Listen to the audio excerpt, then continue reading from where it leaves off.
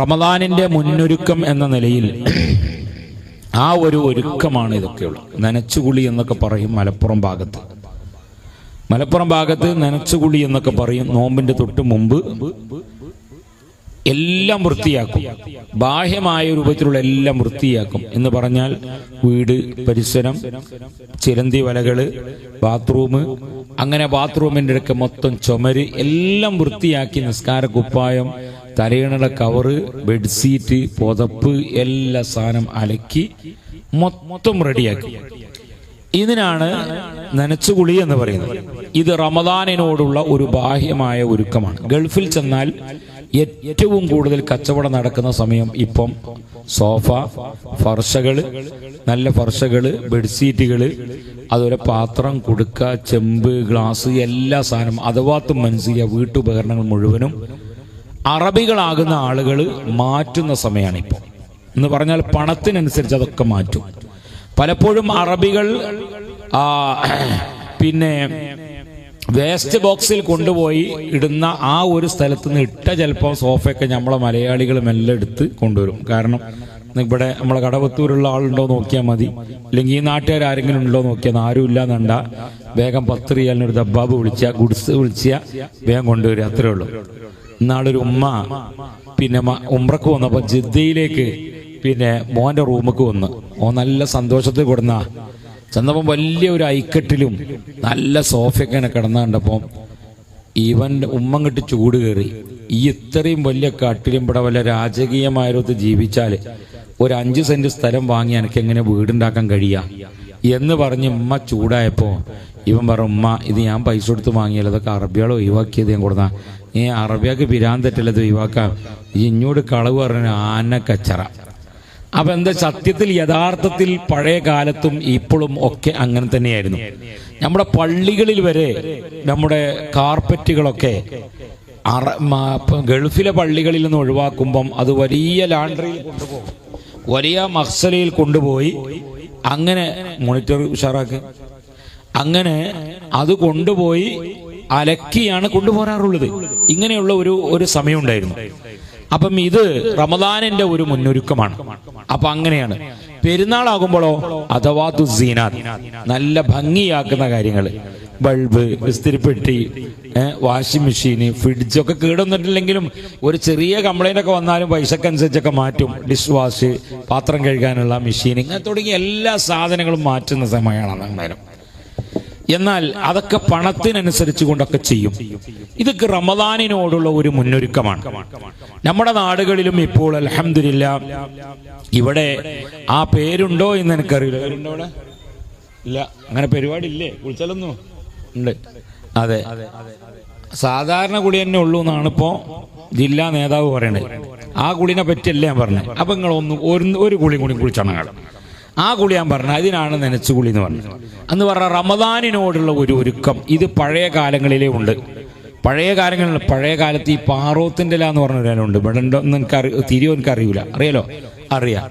ഈ പാറോത്തിന്റെ ഇല ഇട്ടുകൊണ്ടാണ് നമ്മളെ നാട്ടിൽ എല്ലാ ബെഞ്ചും ഡെസ്കും വാതിലൊക്കെ ഇട്ട് കഴുകും പെരുന്നാളാവും. ഇപ്പൊ പിന്നെ പോളിഷ് ചെയ്തതായതുകൊണ്ട് പാറോത്തിലിടാൻ പോയാൽ 3 തലാക്ക് എപ്പ ചൊല്ലിന്ന് കൂട്ടിയാൽ മതി. കാരണം കഷ്ടപ്പെട്ടിട്ടുണ്ടാക്കിയ ഒരേ കാലം. അപ്പൊ അതുകൊണ്ട് പഴയ കാലങ്ങളിൽ ആ രൂപത്തിലൊക്കെ റമദാനിനെ സ്വീകരിച്ചു. ഇത് ബാഹ്യമായ രൂപത്തിലുള്ള ഒരുക്കമാണ്. ആന്തരികമായ ഒരുക്കമുണ്ട്. ആന്തരികമായ ഒരുക്കം എങ്ങനെയാണ്? നമ്മൾ അൽഹംദുലില്ലാഹ് നമ്മുടെ ഭാര്യ ഭർത്താവിനോട്, ഭർത്താവ് ഭാര്യയോട്, ജ്യേഷ്ഠൻ അനുജനോട് ഒക്കെ പിണങ്ങി നിൽക്കുന്നുണ്ടെങ്കിൽ അതൊക്കെ നന്നാവുക. സാമ്പത്തികമായി വല്ല ഇടപാടുമുണ്ടെങ്കിൽ ആ ഇടപാടുകളൊക്കെ നമ്മൾ തീർക്കുക, ഇല്ലെങ്കിൽ ഒരു പറഞ്ഞ ആ കടക്കൊന്ന് പുതുക്കുക. ഇതാണ് നമ്മൾ ആന്തരികമായ ഒരുക്കം എന്ന് പറഞ്ഞാൽ. അപ്പൊ ഈ 2 ഒരുക്കവും നമുക്ക് നിർബന്ധമാണ്. ഇങ്ങനെ ഒരുങ്ങി 2 മാസം അള്ളാഹുവിനോട് ദുആ ചെയ്ത് നമ്മളിലേക്ക് എത്തുന്ന ഒന്നാണ് റമദാൻ എന്ന് പറയുന്ന ഒന്ന്.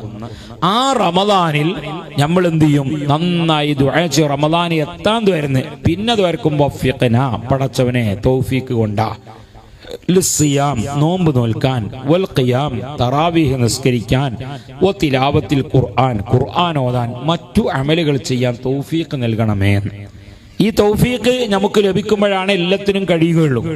അപ്പൊ അൽഹംദുലില്ലാഹ് ഏറ്റവും കൂടുതൽ ധർമ്മങ്ങൾ ചെയ്യുന്നത് ഒക്കെ റമദാനിലേക്കാരും. കാരണം റമദാനിൽ ഇരട്ടി കൂലിയാണ്. അപ്പൊ അൽഹംദുലില്ലാഹ് അങ്ങനെയൊക്കെ ചെയ്യുന്ന ആളുകൾ, അറബികൾ ഏറ്റവും കൂടുതൽ ഇഫ്താറുകൾ കൊടുക്കും. ഈത്തപ്പഴം ഇപ്പൊ തന്നെ എത്താൻ തുടങ്ങി. ഇപ്പൊ തന്നെ അറബികളുടെ ഈത്തപ്പഴം, എന്റെ വീട്ടിൽ ഇപ്പോൾ ഞാൻ പോകുന്നതിന് 3 പെട്ടി ഈത്തപ്പഴം കൊടുത്തു. അപ്പൊ ആരാന്ന് ചോദിച്ചപ്പോൾ ഗൾഫിൽ നിന്ന് ഒരാൾ അറബി കൊടുത്തതാണ്. അദ്ദേഹത്തിന്റെ വകയായി അതെന്റെ വീട്ടിലെത്തിച്ചിട്ടുണ്ട്. അപ്പൊ നിങ്ങൾ ആലോചിച്ച് നോക്കൂ, അവരൊക്കെ ഈത്തപ്പഴം കൊടുക്കുന്നു, അവര് അതുപോലെ ഫ്രൂട്ട്സുകൾ കൊടുക്കുന്നു, ഫീസബീലായിട്ട് ഇങ്ങനെ കൊടുക്കുകയാണ്. നോമ്പ് തുറക്കാൻ വേണ്ടി തിരക്കാണ് പള്ളികളിൽ. നമ്മളെ പോലെയല്ലേ, നമ്മൾ പള്ളിന്റെ അവിടെ ഹൗദിന്റെ അവിടെ എഴുതി തൂക്കണം.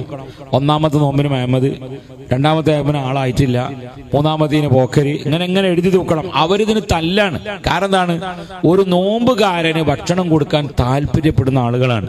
അപ്പൊ എല്ലാ അർത്ഥത്തിലും അൽഹംദുലില്ലാഹ് കൂലിയുള്ളതും അതോടുകൂടെ അൽഹംദുലില്ലാഹ് നമ്മളൊക്കെ ഒന്ന് പിണങ്ങിയതൊക്കെ നന്നായി നല്ല ഉഷാറാവുക. ഒരിക്കൽ ദാവൂദ് നബി അലൈഹിസ്സലാമും അസ്രായിൽ അലൈഹിസ്സലാമും തമ്മിൽ കണ്ടുമുട്ടിയപ്പോൾ അസ്രായിൽ അലൈഹിസ്സലാം ദാവൂദ് നബിയോട് പറഞ്ഞു, ഒരു മനുഷ്യനെ ചൂണ്ടിക്കാണിച്ചിട്ട് പറഞ്ഞു, ആ നിൽക്കുന്ന മനുഷ്യന്റെ റൂഹിനെ 3 ദിവസം കൊണ്ട് ഞാൻ പിടിക്കും.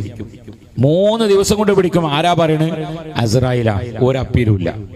അസ്രായില പറയണ ഒരു അപ്പീലുമില്ല. ദാവൂദ് നബി അലൈഹി സ്വലാം 3 ദിവസം കഴിഞ്ഞ് ഇയാളെ റൂഹ് പോകുന്നൊരു ഇങ്ങനെ കാത്തുക്കാണ്. പക്ഷെ പോണില്ല.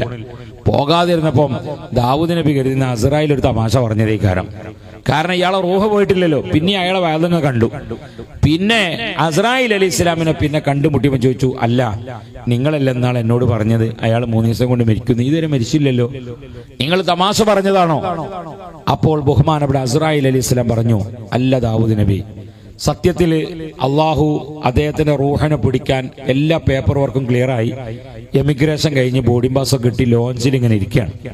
ആ ലോഞ്ചിൽ ഇങ്ങനെ ഇരിക്കുമ്പോൾ ആ അറബി വിളിച്ചിട്ട് പറഞ്ഞു, ഇജ്ജ് നാട്ടിലേക്ക് പോയിക്കോ, 4 മാസം കൂടി ലീവ് കഴിഞ്ഞിട്ട് വന്നാൽ മതി എന്ന് നമ്മളോട് പറഞ്ഞാൽ അങ്ങനെ ഉണ്ടാവും അല്ലേ? ലോഞ്ചിൽ ഇരിക്കുമ്പോൾ നമ്മൾ അറബി ഗൾഫിൽ നിന്ന് വിളിച്ചിരുന്ന് ഖത്തറിന്നോ കുവൈത്തിൽ നിന്നോ സൗദിന്നോ വിളിച്ചിട്ട് പറയാണ്, ഞാൻ അമേരിക്കയിലേക്ക് യാത്ര പോവുകയാണ്, ഈ എന്റെ പരീക്കനെ പോയിക്കോ, ഇജ്ജ് 4 മാസം കഴിഞ്ഞിട്ട് വന്നാൽ മതി, ഞാൻ എനിക്ക് എന്റെ ശമ്പളം കണ്ട് അയച്ചു തരാം, ഈ പൊരയിൽ കുട്ടികളെ കൂട്ടത്തിൽ നിന്നോ എന്ന് പറഞ്ഞ അല്ലാഹ് എത്ര സന്തോഷം ഉണ്ടാവും എന്നതുപോലെ ഈ ലോഞ്ച്. എന്നാൽ ഈ അറബി ഈ ഗഫീല്, അതിന് മേലുള്ളൊരു ഗഫീലുണ്ട്. ആ ഗഫീല് ഇയാളെ റൂഹിനെ പിടിക്കാനൊക്കെ തെർത്തീബായി നിൽക്കുമ്പോ പെട്ടെന്ന് പറഞ്ഞു, അയാളെ റൂഹ് ഇപ്പൊ പിടിക്കണ്ട, അയാളെ റൂഹിനെ 20 കൊല്ലം കഴിഞ്ഞിട്ട് പിടിച്ചാൽ മതി അസ്രായിൽ അലൈഹി സ്വലാമിനോട്.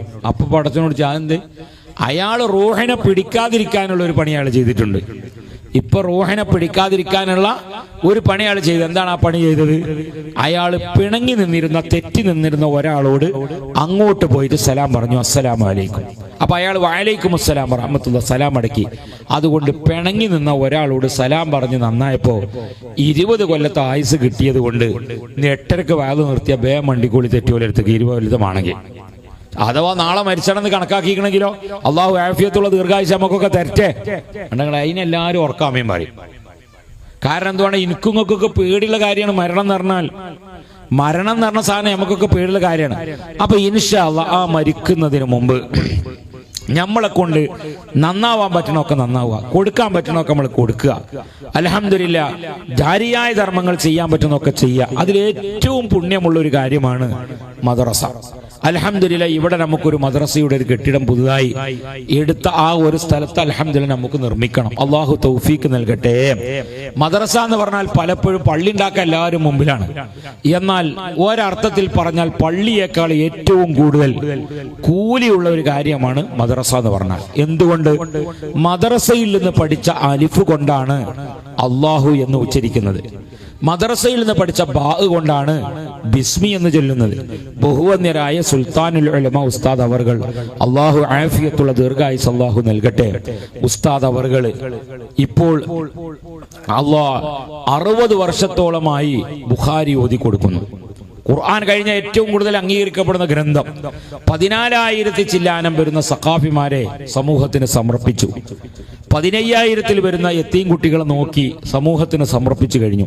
5,000 പള്ളി ഉണ്ടാക്കി, 1,600 കിണറുകൾ കുഴിച്ച്, ആയിരക്കണക്കിന് മദ്രസകൾ ആസാമിലും ബംഗാളിലും ഒക്കെ ഉണ്ടാക്കി. ഇതൊക്കെ ഉണ്ടാക്കാൻ ഉസ്താദ് ജനങ്ങളിൽ നിന്ന് വയല് പറഞ്ഞ് പണം പിരിച്ചിട്ടാണ് ഇതൊക്കെ ഉണ്ടാക്കിയത്. ഈ വയല് പറയാൻ അലിഫ് എവിടുന്നാ പഠിച്ചത്? എവിടുന്നാ? മദ്രസയിൽ നിന്ന്. ബാഗ് പഠിച്ചോടുന്ന മദ്രസയിൽ. ഇന്ന് നിങ്ങളെല്ലാവരും സുബ്ഹാന റബ്ബിയൽ അഅ്ലാ വബിഹംദിഹി, സുബ്ഹാന റബ്ബിയൽ അളീം വബിഹംദി എന്ന ദിക്റുകളൊക്കെ ചൊല്ലിയിട്ടുണ്ട് നിസ്കാരത്തിൽ. എന്നാൽ ഇത് എവിടുന്ന ചൊല്ലാൻ പഠിച്ചത്? മദ്രസയിൽ നിന്ന്. അപ്പൊ ഒരാൾ പള്ളി ദർശനം പഠിക്കണ പണിയല്ല. ഈ ഇരിക്കുന്ന ഉസ്താദുമാരൊക്കെ വലിയ പണ്ഡിതന്മാരാണ്. ഈ പണ്ഡിതന്മാരൊക്കെ പഠിച്ചത് മദ്രസയിൽ നിന്നാണ്. മദ്രസയിൽ നിന്നാണ് ഇത് പഠിച്ചത്. അപ്പോൾ മദ്രസ തിയറിയാണ്, പള്ളി പ്രാക്ടിക്കലാണ്. അൽഹംദുലില്ലാഹ് ഏറ്റവും വലിയ കൂലിയുള്ള കാര്യമാണ് മദ്രസ. മദ്രസ ഇല്ലായിരുന്നുവെങ്കിൽ ആസാമിലും ബംഗാളിലുമുള്ള എന്തെല്ലാം അവസ്ഥകളാണ്. അതൊന്നും എനിക്ക് വിശദീകരിക്കാൻ ഇപ്പോൾ സമയമില്ല. ഒരു സ്ഥലത്ത് ഞാൻ ചെന്നപ്പോൾ അവിടെ ഇപ്പോൾ നോർത്ത് കർണാടകയിൽ ഞാൻ പോയപ്പോൾ അവിടെ ഒരു തറ കെട്ടിയിട്ടുണ്ട്, ഈ സ്റ്റേജ് പോലെ. ഒരു മരമുണ്ട് നടുക്ക്. ആളുകൾ ഇങ്ങനെ തവാഫ് ചെയ്യുന്നുണ്ട്. എല്ലാവരും മുസ്ലിമോ ഒക്കെ ഒന്നിച്ച് തവാഫ് ചെയ്യാം. ഇവിടെ ഒരു ആരാധനയാണ്. അവിടെ ആർക്കും ആരാധന ആർക്കും അറിയൂല. കുറച്ചു കാലം കഴിഞ്ഞപ്പോൾ 2 തറയായി. ഒന്ന് മുസ്ലിമിനും ഒന്ന് അമുസ്ലിമിന്റെ. ഈ തറ, ഈ തവാഫ് മുസ്ലിമിന്റെ ആണോ അമുസ്ലിമിന്റെ ആണോ തിരിയാൻ ഈ മരത്തിന്റെ മുകളിൽ ചോന്ത കൊടി കെട്ടിയിട്ട് തവാഫ് ചെയ്യുകയാണെങ്കിൽ അത് അമുസ്ലിമിന്റെ തവാഫും, പച്ചക്കൊടി കെട്ടിയിട്ട് തവാഫ് ചെയ്യുകയാണെങ്കിൽ അത് മുസ്ലിമിന്റെ തവാഫുമാണ്. നിങ്ങൾ ആലോചിച്ച് നോക്കൂ. നിങ്ങൾ ഇതാണ് അവസ്ഥ. അങ്ങനെ പച്ചക്കൊടിക്ക് തവാഫ് ചെയ്യുന്ന ഈ ആളുകളെ കണ്ടെത്തി അവര് പോകുന്ന വീട് നോക്കി അത് നോട്ട് ചെയ്ത് അത് മുസ്ലിമിന്റെ വീടാണെന്ന് മനസ്സിലാക്കി അവർക്ക് മദ്രസ പഠിപ്പിച്ചു കൊടുക്കുകയാണ്. ഇതാണ് അവസ്ഥ.